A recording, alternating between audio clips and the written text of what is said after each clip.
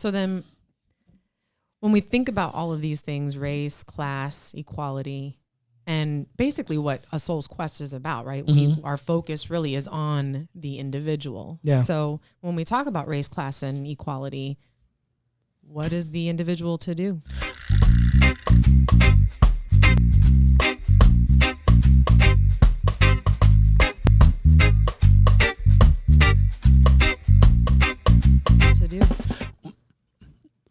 The thing is that, and this is what I always tell people, like what I would like to say to people, don't put yourself in a box. Stop minimizing yourself.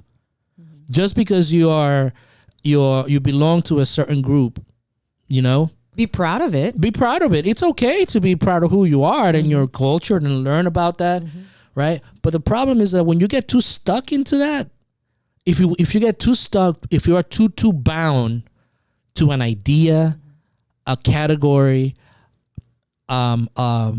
status, a place, and then a new perspective comes into it, you already drew your line. Yeah. It's like, nope, this is what I am. Right. So if a new perspective comes in, it doesn't mean just because a new perspective is introduced or that you're learning about something that's completely different than something that you have lived by or done or believe in, doesn't mean that now I have to do this because it's a new perspective. It's a new perspective. It's something to be heard, understood, perhaps appreciated, and you make a decision, right? As an individual, you make the decision as to whether that's something you want to partake in or participate in, or you don't. Yeah. It's just like we always say, whenever we get invited to go like clubbing or we want to go, I don't know, clubbing. Like we're like, my clubbing days are done. Like I can't hang anymore. You know what I mean? I was never able to hang out. So and I'm, you know, I just choose to use my time differently. In a different way. But then,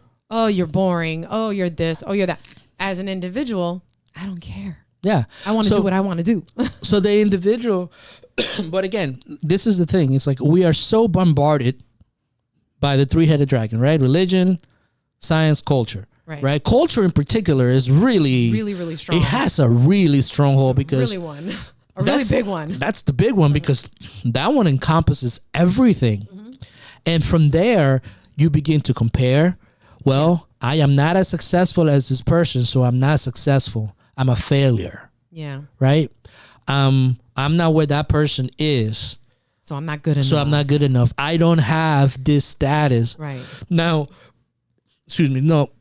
does society have issues that we have to address? Absolutely. Nobody is denying that. Right. No one is denying that we need to be able to create a police system, a police process that allows that is not as unjust. Because again, when you put money into it, unprejudiced, yeah. That is unprejudiced.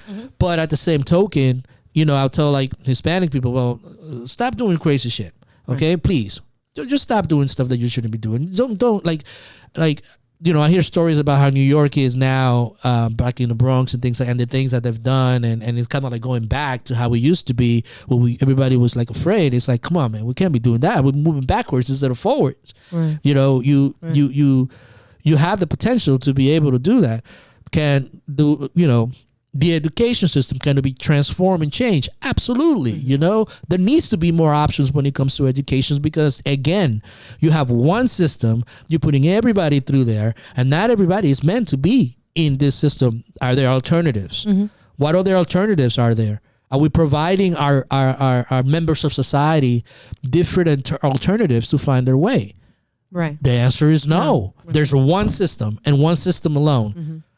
So what happens with that is that people that go through that system and they are more adept to make it in that system, then they come out as separatists, like, oh, I'm this, oh, I'm better because I did all this, right? But it's one system.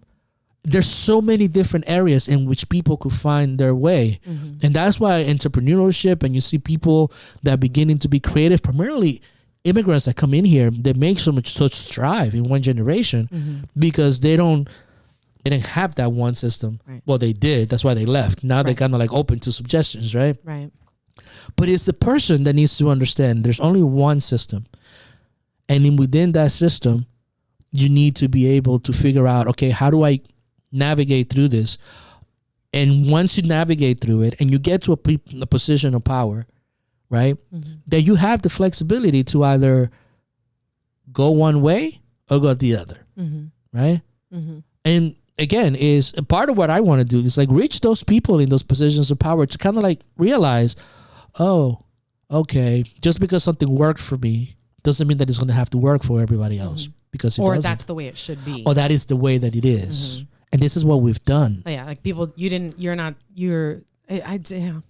drives me crazy. We can go off on a tangent on that, and I don't want to. No, but this is what we have. This is what we've done. This is what we've done. Yeah. Yeah, we have. Instead of, I mean, again, the world that we live in, it is in the history of the world. There is no place like the now. None, even for the poorest among us. Right. They have also the opportunity not to get to a place of being a millionaire, but to get to a place in which they live a good life, right?